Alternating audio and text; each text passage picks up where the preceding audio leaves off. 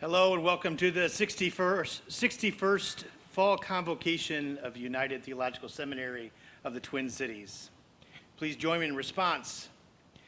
Blessed is the one who trusts in the holy, whose confidence is in God's mystery. It will be like a tree planted by the water that sends out its roots by the stream. It does not fear when heat comes. Its leaves are always green. It has no worries in a year of drought and never fails to bear fruit.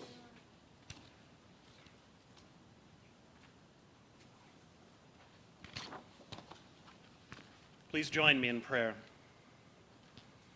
Holy Creator God, known by many names and by no names, the nameless and eternally real, you who creates all and claims all. In the face of your infinite mystery, we stand in awed, stunned silence. Yet we hear the call of wisdom and understanding, and we desire more. We desire to know you with the intimacy of a lover towards the beloved, to bind ourselves to you who are the center and source of all, the comfortable resting place of our restless hearts. We give thanks to you, O God, for the opportunity in this beloved community of inquiry to search, to probe, to doubt and affirm, to interpret, to create, and to learn. Although the depth of your mystery is inexhaustible, we collect the strands and traces, the ghosts and whispers of your reality, and that hint of intelligibility and understanding feels a little like grace. Grant us the wisdom to discern the right questions, to interrogate our answers and assumptions, and to always practice humility and charity in our learning. Let us be transformed by our seeking so that our very lives may point to you, a living testimony to your goodness and glory. In your name we pray, O God, amen. Please rise either in body or in spirit to sing our first hymn.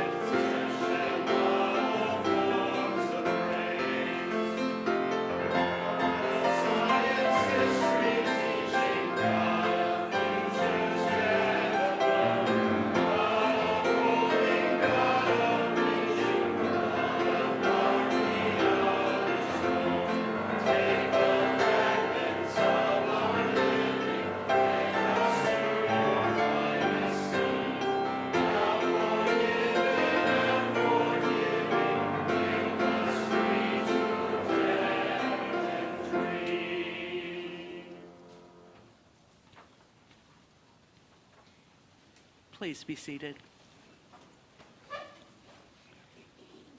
Let me welcome all of you to this wonderful occasion.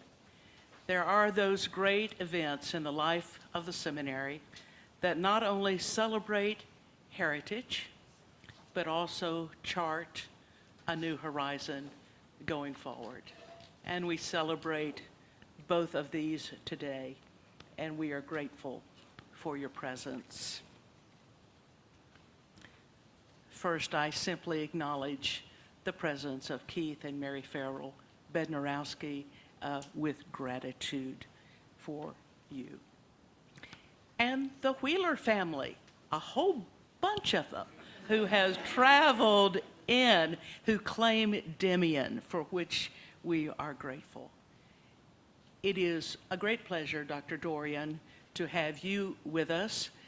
Demian's Dr. Vaughter at Union Theological Seminary, who has been given a great generosity of spirit to come and be with us today.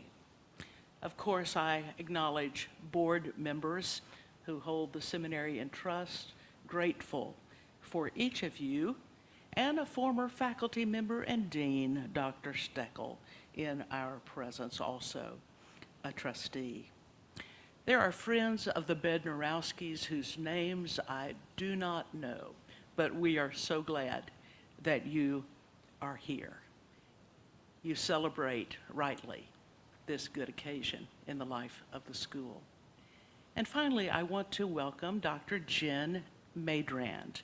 This is usually when the dean gets to do academic announcements, and I said, Well, Demian said, because he wanted to talk so long to us. Jen, would you stand, please? Good.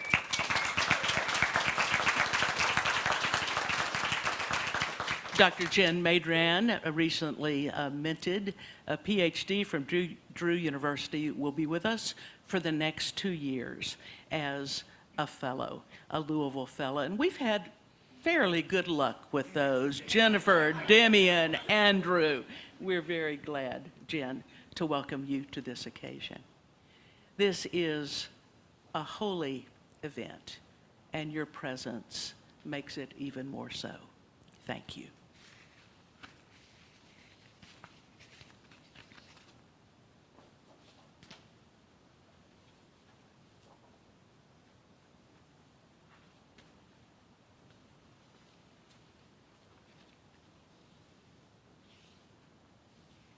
My gratitude to both of you, Damian and Mary.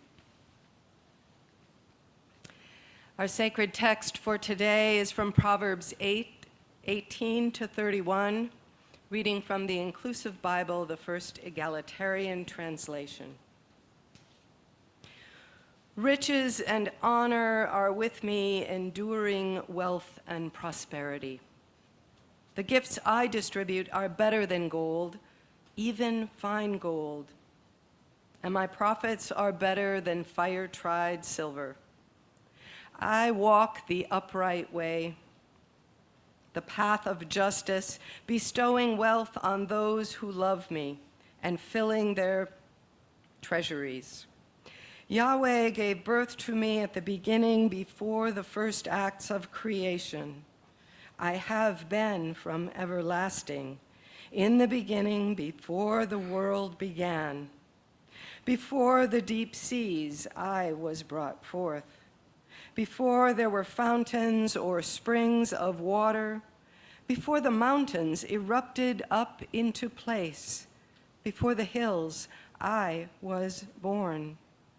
Before God created the earth or its fields, or even the first clods of dirt, I was there when the Almighty created the heavens and set the horizon just above the ocean and set the clouds in the sky and established the springs of the deep, gave the seas their boundaries and set their limits at the shoreline. When the foundation of the earth was laid out, I was the skilled artisan standing next to the Almighty. I was God's delight day after day, rejoicing at being in God's presence continually, rejoicing in the whole world and delighting in humankind.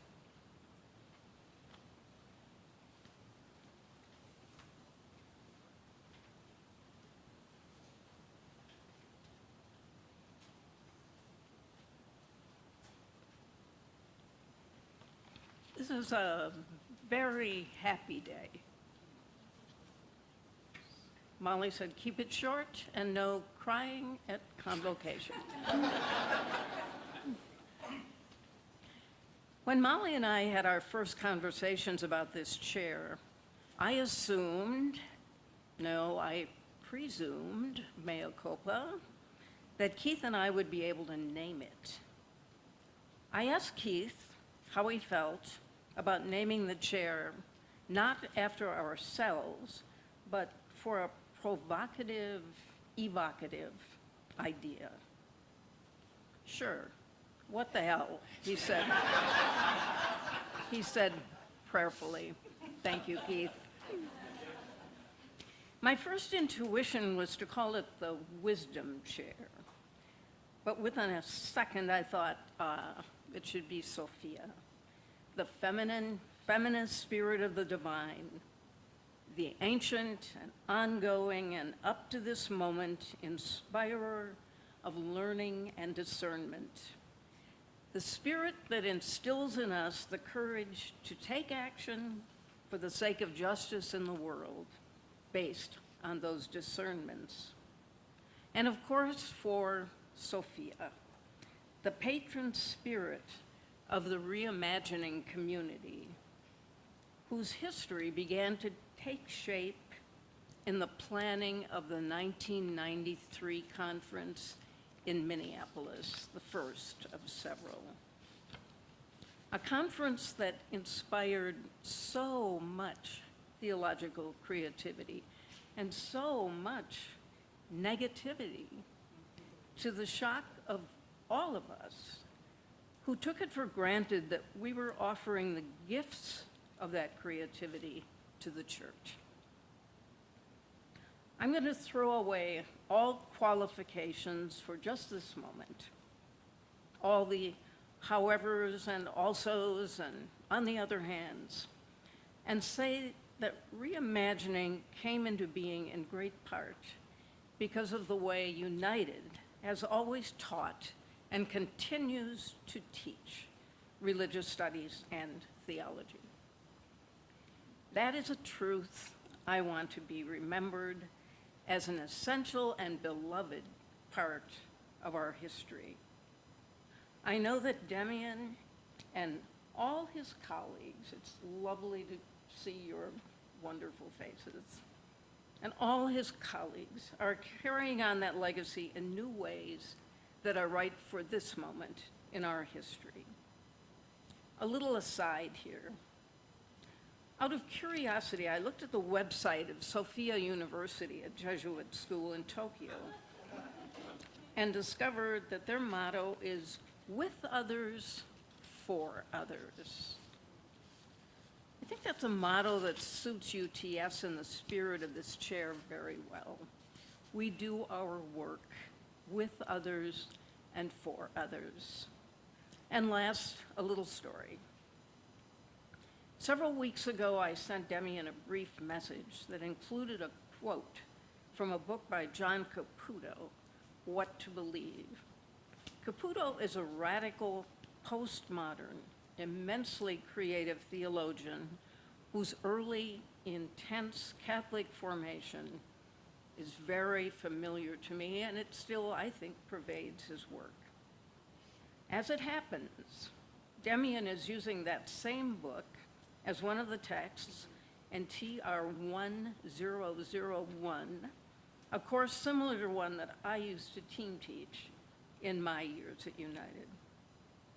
Definitely a sign from heaven that Demian is the perfect person for this chair. I am so happy and so grateful to see him installed today. He is united, embodied in wonderful ways, and he is a lovely human being. Thank you.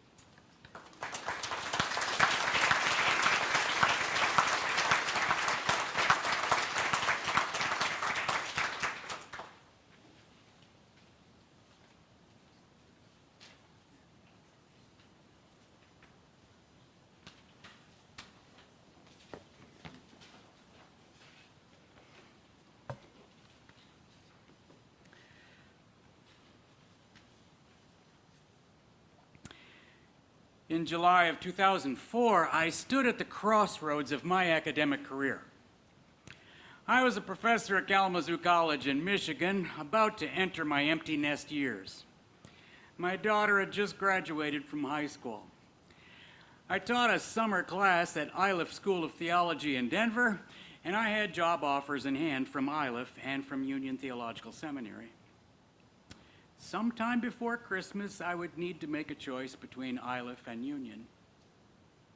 Meanwhile, I was delighted by the class I taught at Iliff. Half the students in it were pastors. A few were doctoral students, and we had rich discussions that were far beyond anything that was possible at a liberal arts college. I emoted ecstatically about this remarkable class to Iliff theologians Sheila Devaney and William Dean, both friends of mine. They replied, "Gary, that is pathetic. You have not lucked into an extraordinary class. This group you've got is just typical of Iliff." But they also said they knew someone who truly is extraordinary, whom I should meet. Indeed, I had already scheduled an appointment to meet this said person, Damian Wheeler. I saw it immediately. Damian exuded brilliance, intellectual energy, and sheer love of the work. He waxed with earnest authority and sparkling zeal about the Chicago School of Theology. He talked especially about its historicism and the varieties of historicism fashioned by Sheila, Bill, and Delwyn Brown, on which he was already an expert. He had mapped the entire Chicago story and the finer points of difference between his favorite theologians. I asked him a pedestrian question about Dean, which launched him on a tour of Dean's books. Damian had strong, perceptive judgments about the early Dean, the later Dean, what it takes to be a good historicist, and why the early Dean was in some ways better than the later Dean.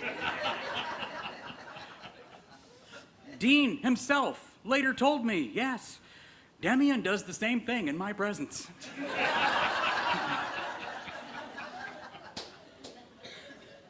I was dazzled.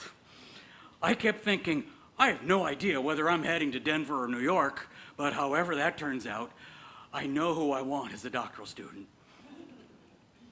Damian was a fabulous doctoral student. He lit up every class he took. He was considerate, humorous, friendly, and kindly. Usually, when a teaching fellow has a genius reputation like Damian had at Union, students feel intimidated. Damian was the opposite, putting students at ease, exuding love of the work and his care for them.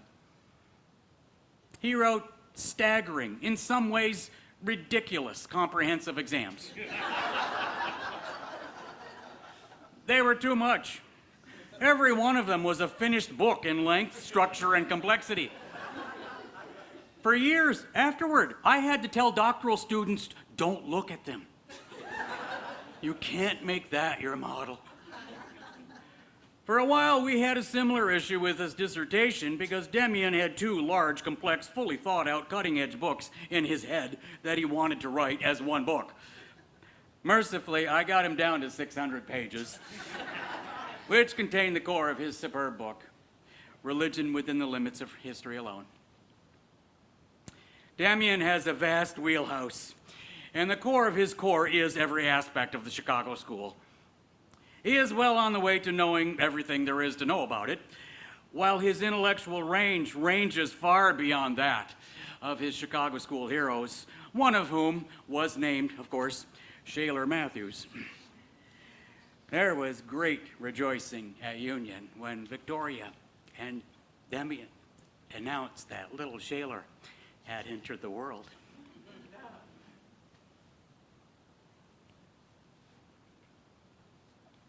Damian is a Chicago schooler in the best sense of the term, having mastered Matthews' historicism, Foster postmodernity, James and Dewey pragmatism, Jamesian radical empiricism, Wyman process, Whiteheadian metaphysics, Loomer bigness, he is especially big on that one, Malin synthesis, and the religious naturalism of the entire school. Damian employs all of this to interrogate traditions of thought far outside the purviews of that school. He has a sophisticated argument about why the early Chicago school was ahead of its time, why theology returned to James and Dewey after decades of spurning American pragmatism, how the Chicago school frameworks related to similar arguments in German theology, and how a big enough historicism can help with some of the biggest problems in comparative theology. He is proficient in Western religious thought, atheologies, eco-theology, liberation theologies, evangelical theology, non-Chicago schools of liberal theology, religious studies, theories of religion, contemporary theologies of religion, and contemporary non-religious historicism. He is a master teacher who lives on the questions, has the gift of intellectual generosity, and a magnificent capacity for friendship. When he graduated, many people advised him to stifle his theological self and pitch himself to the market strictly as a religious studies observer.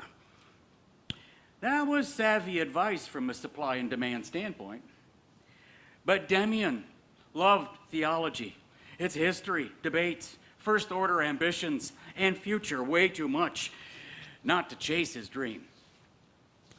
He has a convert's love of the liberal theological tradition that he refuses to give up. I was enthralled to the point of tears when he and Victoria and little Shaler landed here at United, the perfect place for Demian to teach and thrive. No one here needs to be told what a godsend he has been for this religious and academic community. But it may be helpful for you to know that some of us saw it coming long ago, never doubting that Demian would make a brilliant contribution to this field and to some unknown school. Thankfully, that school turned out to be United Theological Seminary. Thank you, friends.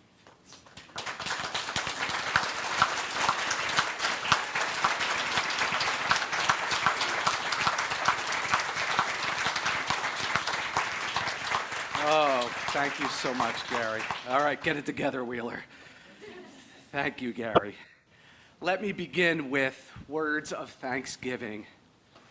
I give thanks for this unapologetically progressive, socially conscious, religiously diverse, and theologically daring seminary, for my brilliant colleagues, for our extraordinary president and dean, for our faithful alums and trustees, for our inspiring students, my students, both past and present. United has been my academic and spiritual home for nearly a decade, and I am so grateful for the invitation to address our beloved community on the inauguration of its 62nd academic year. I give thanks for the many friends I have made along the way, some of whom are present today, but all of whom have enriched my existence beyond measure. I give thanks for my amazing family, my incredible parents, Bob and Nancy, my wonderful brother and sister-in-law, Matt and Jenna, our guardian angel, Pat, and the love of my life, Victoria, and our beautiful son, Shaler. You are my joy, my refuge, and my reason for being. I give thanks for Gary Dorian, whom Michael Eric Dyson rightfully describes as, quote, the greatest theological ethicist of the 21st century, our most compelling political theologian, and one of the most gifted historians of ideas in the world. Gary, I still cannot believe that I got to study under you. You are my intellectual hero and my Dr. Vater in every sense of the word. I love you deeply. And last, but certainly not least, I give thanks for Keith and Mary Bednarowski, whose generosity made this special day possible. Dear friends, words cannot adequately convey the depth of my gratitude. Thank you for the Sophia chair. Please know that I am profoundly and truly honored to be its first occupant. The Sophia chair is a chair in religious studies. So, what exactly is religious studies? Religious studies is the area of study that explores the nature of religion as a whole, in all its facets, manifestations, and intricate variations. Accordingly, religious studies is a necessarily interdisciplinary and cross-cultural field. To comprehend the many-sided constellation of human activities and practices that are collectively designated religion, the religious studies scholar must draw on multiple disciplines, pay attention to the entire history of religion, and make use of a wide array of academic tools and methods, from textual exegesis and comparative analysis to psychological research and anthropological fieldwork. Surely, every school of theology should teach courses in and have professors of religious studies, right? Well, not so fast. You see, one of the ways religious studies has earned its seat at the academic table is by sharply distinguishing itself from theology. Whereas theology is an inherently confessional discipline, an activity of faith-seeking understanding, religious studies is a fully critical discipline, an effort to understand religion as a natural phenomenon and an aspect of human culture. Whereas theology is in the business of legitimating the truth claims of a particular religion, religious studies is in the business of investigating religion as neutrally and comprehensively as possible. Whereas theology answers to the church and appeals to divine revelations and divinely appointed authorities, religious studies answers to the academy and appeals to the canons of rational inquiry defended within the modern university.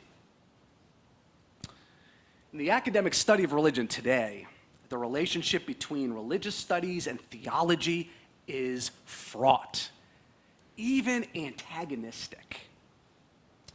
As my teacher, Sheila Devaney, ruefully observes, religious studies has increasingly become inhospitable toward theology, and scholars of religion often attack their intellectual opponents by accusing them of being theologians in disguise.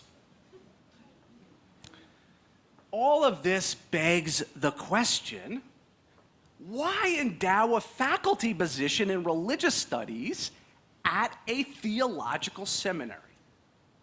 That is the question I hope to answer over the next several minutes. And I will do so by engaging and honoring the work of the Blessed Mary Bednarowski.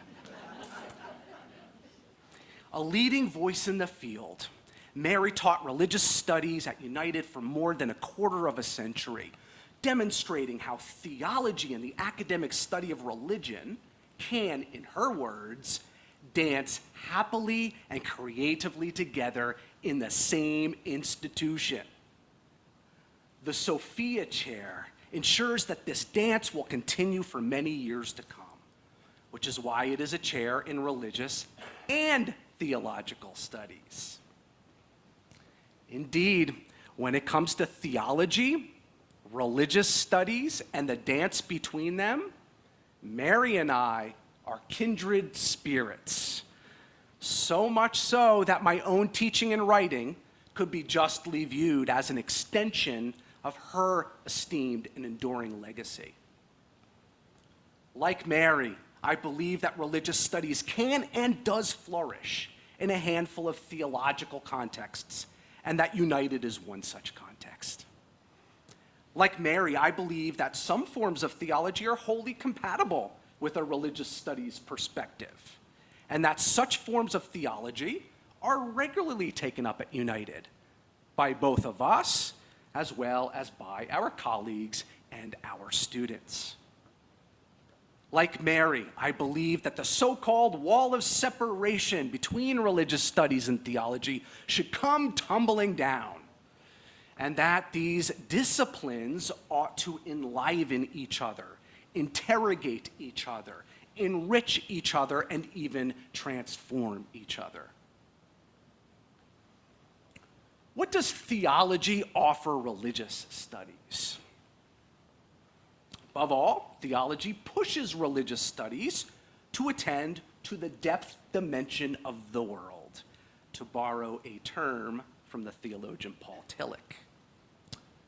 Theology is not everything, but everything is theological.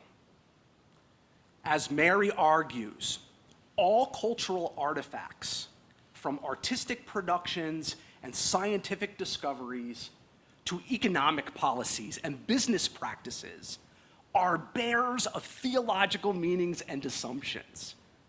Theology helps the scholar of religion uncover and analyze these theological meanings and assumptions.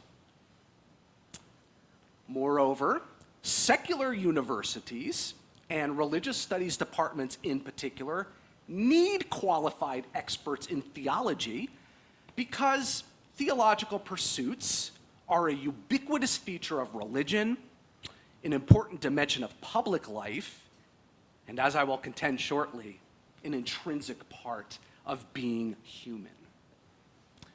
Theological thinking takes place in every religious tradition, and theological questions inevitably arise everywhere in culture, including the academy and the wider society. Theologians are, or at least should be, uniquely equipped to engage such theological ideas and wonderings. They have something distinctive and intelligible to say, according to Mary. Something compelling and vital that is not being said in physics or psychology or government or elsewhere. Even more significantly, theology has profound material, geopolitical, and even ecological ramifications for good and for ill. Therefore, exempting theological beliefs from academic analysis, scrutiny, and revision is not only foolhardy, but also irresponsible. To my mind, the excommunication of theology from religious studies is a moral issue. But it takes two to tango, and I want to devote the remainder of my remarks this afternoon to spelling out what theology stands to gain by dancing with religious studies. The short answer, quite a bit. For starters, religious studies impels the theologian to study religion more objectively and impartially. Now, let me quickly qualify that statement to ward off these stares from this side of the room. Objectivity and impartiality do not impart a God's eye view. There are no absolute or historically unmediated perspectives on religion or anything else. Nor do objectivity and impartiality require disinterestedness and detachment. Quite the opposite, in fact. The study of religion is an inexorably value-laden and even spiritual activity. On this score, I concur entirely with philosophical theologian Wesley Wildman. Inquiry into religion involves the inquirer existentially in the subject matter. How can it not? Religion, after all, is about our ultimate concerns, to summon Tillich yet again. Or, as Mary likes to put it, religion deals with what we hold dearest, our highest ideals, our weightiest ideas, our deepest affections and aspirations. Religious studies scholars sometimes forget that these normative interests and existential entanglements are an inescapable component of studying religion. Better to own them than deny that we have them. Be that as it may, the virtues of objectivity and impartiality that are prized and pursued in religious studies are theologically valuable, in my estimation, helping theologians acquire a fair, fuller, and more fulsome understanding of religion. Of course, scholars of religion often presume that theologians, unlike historians and social scientists, are incapable of objectivity and impartiality because theological interpretations are hopelessly biased and unavoidably privilege particular religions and religious institutions. I respectfully disagree. Belonging to a religious community does not automatically bind us to a narrow conception of religion. And having theological commitments does not prohibit us from checking and even correcting bias. One methodological strategy I employ in my What is Religion course is what the phenomenological tradition of religious studies calls bracketing.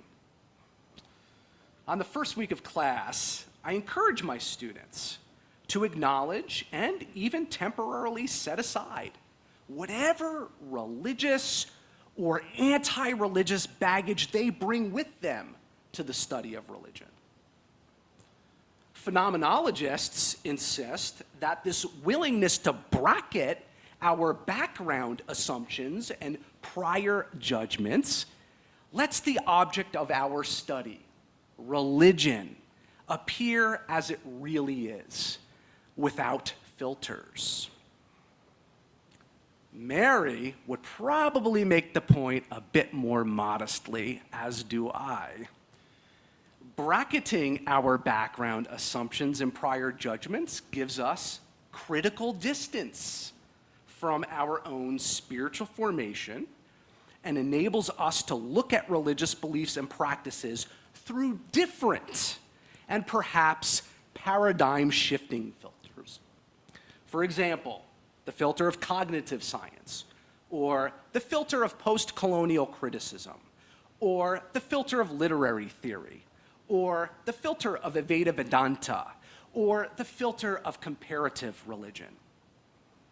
In short, religious studies yields a more complete and comprehensive, a more empathetic and nuanced, a more objective and impartial picture of the world's complex and staggeringly diverse religious landscape.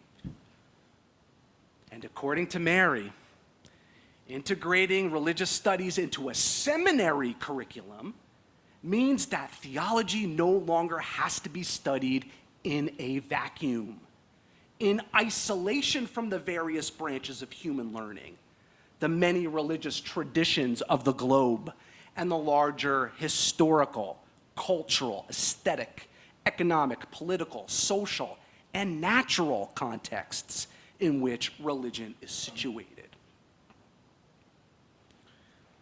In my view, this is the greatest gift that religious studies bestows upon theology. Broad facility with the sciences and the humanities, and deep knowledge of the world's religions. Such multidisciplinary, interreligious, and cross-cultural awareness breaks the theological imagination wide open, calling on theology to become less parochial and more expansive. Religious studies empowers theologians to incorporate the theoretical developments and empirical findings of different academic disciplines, to work comparatively across multiple traditions, and to attend to what my father once called the universality of the religious impulse. That is precisely the sort of theological inquiry that Mary has undertaken over her long and illustrious career. A prolific scholar of American religion, Mary is a self-avowed, disciplinary, and methodological roamer, utilizing the tools and integrating the insights of several fields, from literature history and theology, to American studies, gender studies, and obviously religious studies. She is a comparative thinker as well. One of her most notable contributions to American religion is her groundbreaking work on the theologies of new religious movements: Shakerism, Christian Science, Theosophy, Mormonism, Scientology, the Unification Church, and New Age spiritualities. She does not romanticize or fetishize these groups. Like every other religion, they are ambiguous from top to bottom. Still, Mary examines them carefully and takes them seriously. Although residing on the margins of American religion, new religions, she claims, are decisive shapers of the theological conversation in the United States, and we neglect them at great peril. Mary has also explored the transformative theological impact of marginalized voices within established religions, especially women's voices. And once again, her approach has been interreligious and intercultural, surveying and rigorously analyzing feminist theologies and women's religious thought across numerous traditions: Protestant and Catholic, Jewish and Muslim, Buddhist and indigenous, Latina and African American. Mary even peers beyond religion, plumbing and probing the religious import of secular sources. For example, she thinks that the stunning vision of the universe emerging from modern science can give rise to intense spiritual feelings: awe, wonder, appreciation, terror, fascination, humility, reverence. The same goes for art, which is often an unexpected preserver of religious symbols and a powerful wellspring of theological creativity. A poem or a novel, no less than a scriptural text or a moving liturgy, is capable of eliciting what Mary frequently and delightfully refers to as a lump in the throat, an embodied response to something ineffable, something that issues from the depths of our being. In brief, Mary has spent her life wandering the borderlands of religion, searching for religious meaning in unconventional places outside the publicly acknowledged centers of theological production and maintenance. No wonder Mary, who is Catholic to the bone marrow, found this liberal Protestant seminary such a convivial and invigorating environment. As Mary recently reflected, United is an intentionally open, socially aware, and theologically adventurous school, where the fluid relationship between theology and culture has always been emphasized, where the religious outsider has always been welcome to the table, where the silenced has always been invited to speak, and where the academic study of religion has always been present as a kind of hidden curriculum. The underlying intuition here is that theology, to quote Mary, is a wide open arena of human creativity that is not confined to or by institutional boundaries and conventions. Indeed, neither Mary nor I wish to restrict theology to the elucidation of a tradition or the explication of specific religious doctrines. For Mary, theology is the broader task of ordering the world and orienting human existence in response to whatever is conceived as the ultimate measure of all things. For me, theology is human inquiry into ultimacy, into the inexhaustible depths and infinite possibilities of being itself, into reality as it is most truly, most sublimely, most exhaustively. For both of us, theology is about asking, pondering, and feeling the big questions, the most fundamental and profound questions humans are capable of asking. What is the nature of the divine, the holy, the really real? How is God made known in the world, and what are the limits of human knowing? Why is there something rather than nothing? To whom or what do we owe our unconditional loyalty? What is a person? What connects us?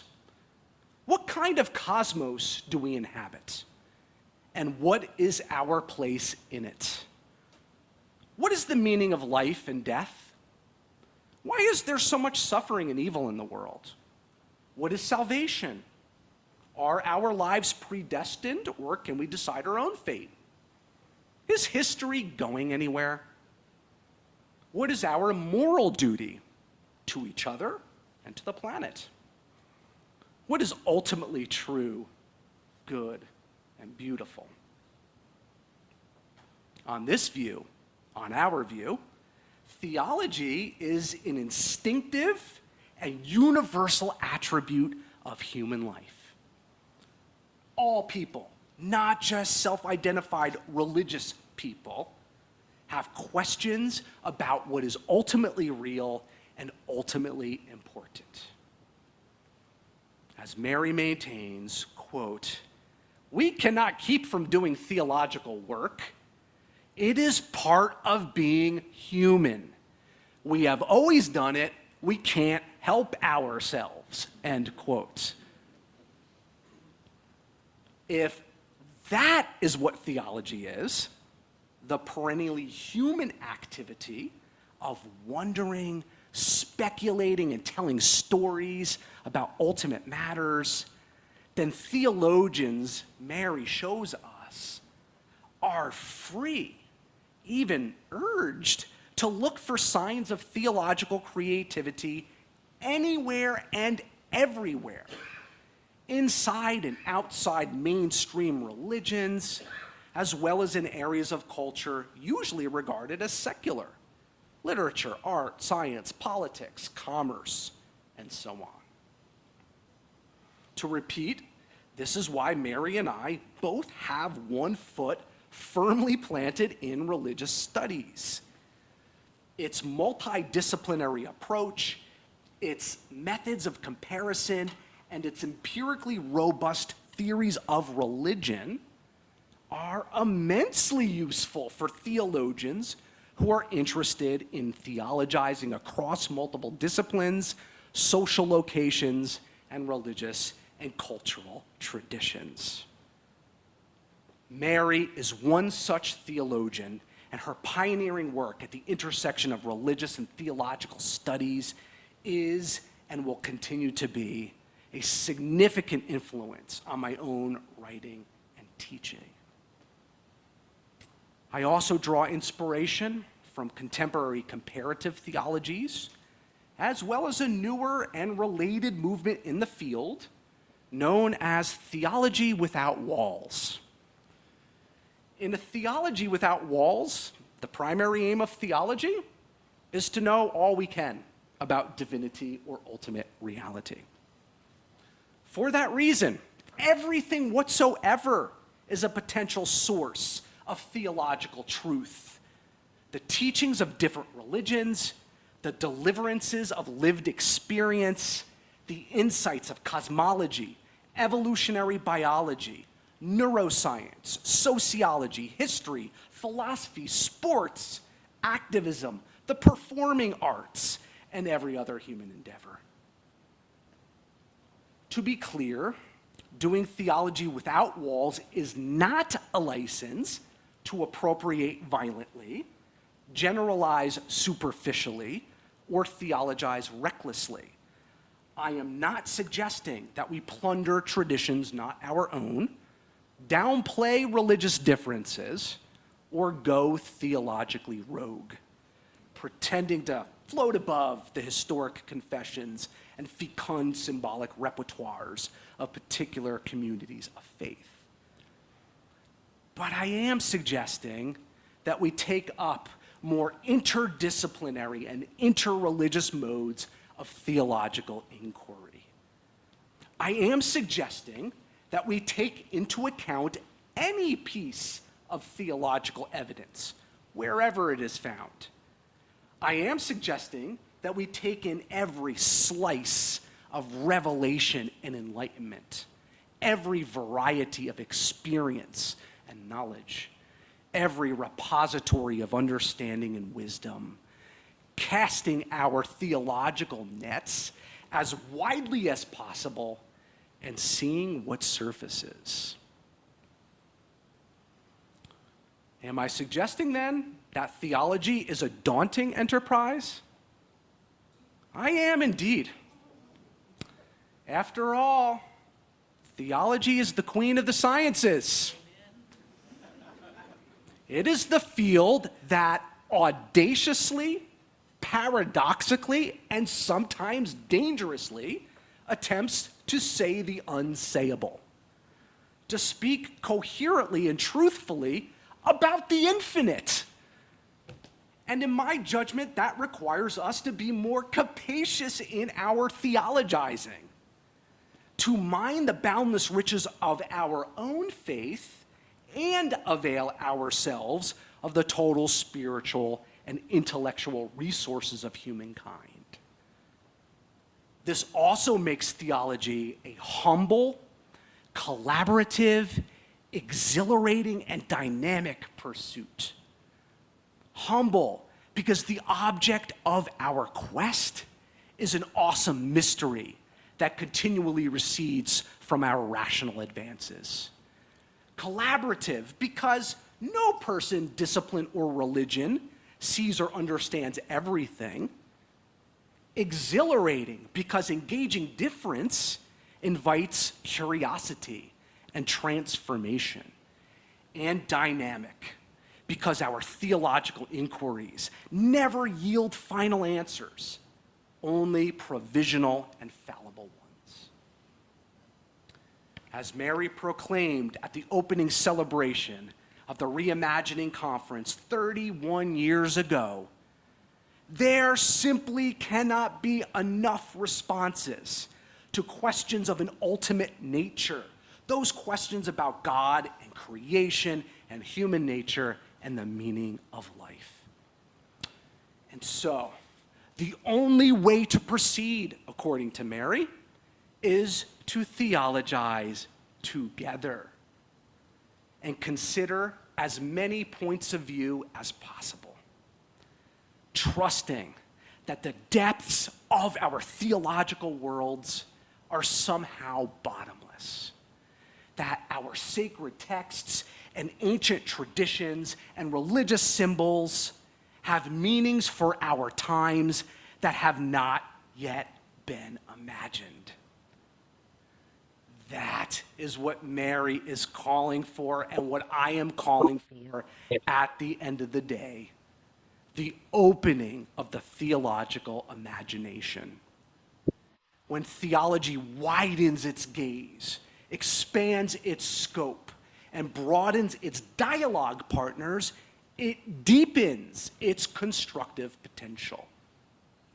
When theology dances with religious studies and begins to listen to others, other disciplines and religions, as well as voices and perspectives that have been othered, fresh opportunities for theological innovation, for reimagining emerge. Actually, the realization that theology is imaginative and reimaginable is itself something Mary learned from her studies of literature and literary criticism, and even more from her comparative and cross-cultural work on feminist theologies and women's religious thought.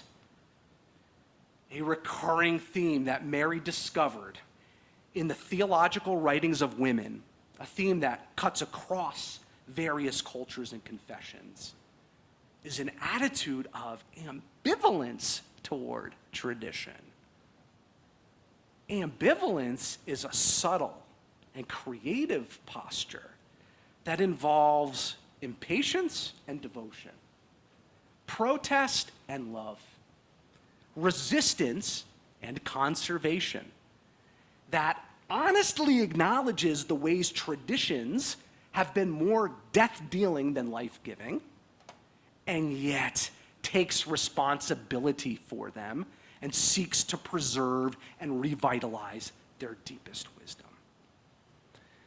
This is an ambivalence, writes Mary, that requires women always to be vigilant, always to be critical of their community's inclinations toward exclusion and distortion, and at the same time, to be open to new possibilities to hold up and reform or transform or dig up from wherever they have been hiding their tradition's most liberating and healing insights.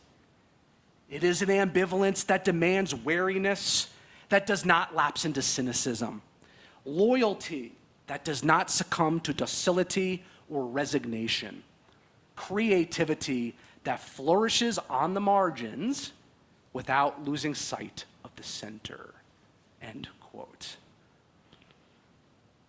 Mary goes so far as to call ambivalence a new religious virtue, a stance that fosters more just, inclusive, and equitable forms of religious community and models healthier forms of religious commitment, of belonging to beloved but flawed and all too human traditions.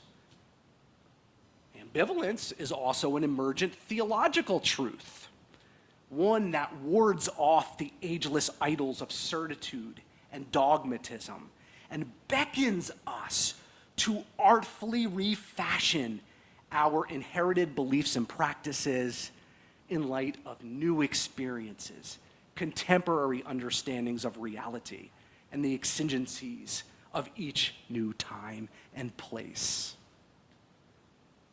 Ambivalence is what drives the Roman Catholic Mary to heed the so-called Protestant principle: only God is God. Everything else, every worldview, every institution, every religion, every idea of God is constructed, deconstructible, and subject to reconstruction, to reimagining. Sophia, exclaims Mary, is the patron saint of reimagining. Hence the name of this newly endowed chair in religious and theological studies. For Mary and Keith, Sophia is a fertile image that connotes several meanings at once. Sophia conjures the feminine spirit of the divine, points to the long and ongoing legacy of women's religious thought at United, and celebrates the emergence of new ecofeminist theologies and creation spiritualities. Sophia also reminds us that the goal of religious studies is not just knowledge, but wisdom, the capacity to do something with the knowledge we acquire, to discern how we should live based on the information we have learned. But most of all, Sophia is a call to reimagine. I will give Mary the last word. Sophia, she writes, stirs the theological imagination to ask opening up questions about what we've taken for granted about our symbols, rituals, institutions, texts, stories, ideas, ethical codes.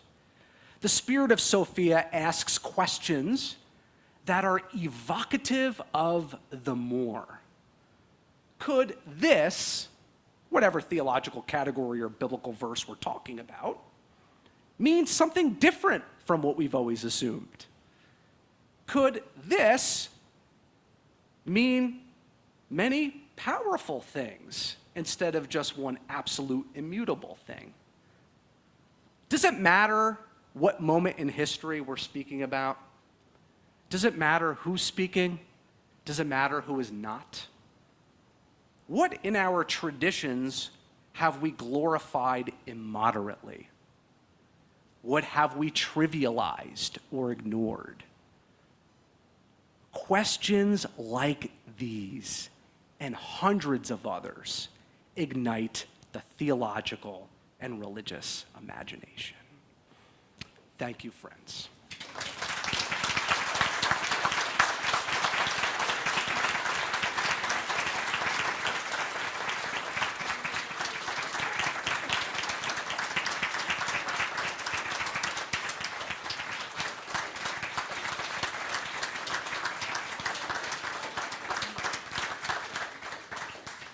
Damian, you have been duly called to be the Sophia Professor of Religious and Theological Studies. Do you promise to fulfill the responsibilities of your office faithfully and to bring your gifts of knowledge, wisdom, and collegiality to its execution? I do.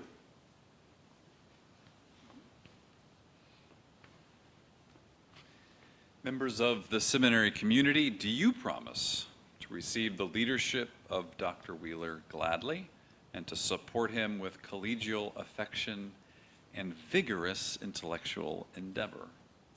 We do.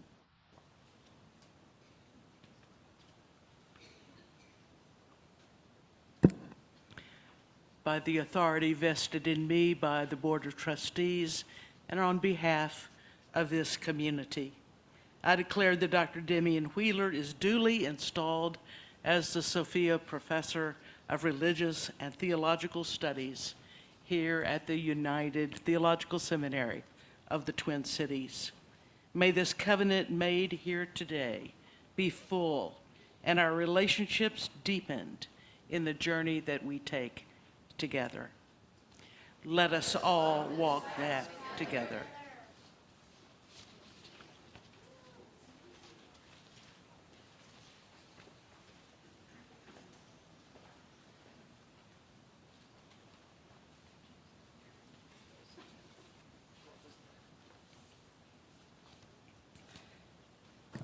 Dr. Wheeler, take a moment to breathe in this moment of wisdom permeating through and around you. As we prepare to go forward from this sacred moment, we call upon the wisdom of Sophia in this space. May her spirit bless this new chapter in United Story. And may her spirit bless Dr. Damian Wheeler's new chapter in his story at United, as he continues to do the work of learning and teaching and theologizing together with and for others. And may this space, our classrooms, our halls, continue to be a place of reimagination, of ambivalence, discernment, and where wisdom is free to flourish. Ashe and amen. There's lunch being served over there, so please enjoy and go in peace. Thank you.